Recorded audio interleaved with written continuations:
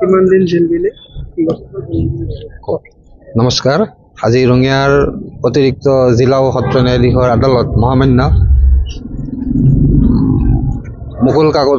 মুকুল চেতিয়াৰ আদালতে এক গোচৰ নং Kamalpur PS case number 52/17 under section 302 আৰু session case number 40/18 under section 302 এই গোচৰ যোগে 21 তপন কাকতিক যাৱজ্জীৱন কাৰাদণ্ড বিহিছে আৰু 5,000 টকাৰ জৰিমনা বিহিছে আৰু এই 5,000 টকাৰ জৰিমনা অনাদায়ে তেওঁৰ ওপৰত আৰু 1 মাহৰ চিম্পল ইমপ্ৰিজনমেণ্ট আজি এই ৰায়যোগে আজি ঘোষণা কৰিছে।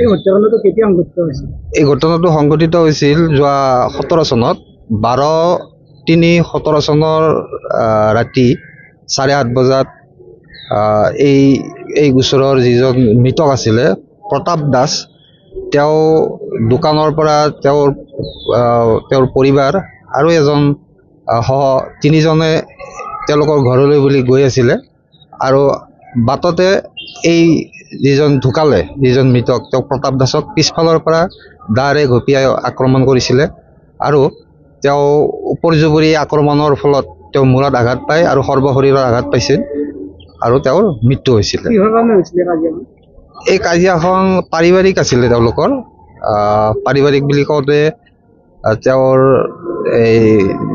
যিগৰাকী আছিলে মৃতক আছিলে, এই মৃতকৰ পৰিয়ালৰ লগত তেওঁলোকৰ এটা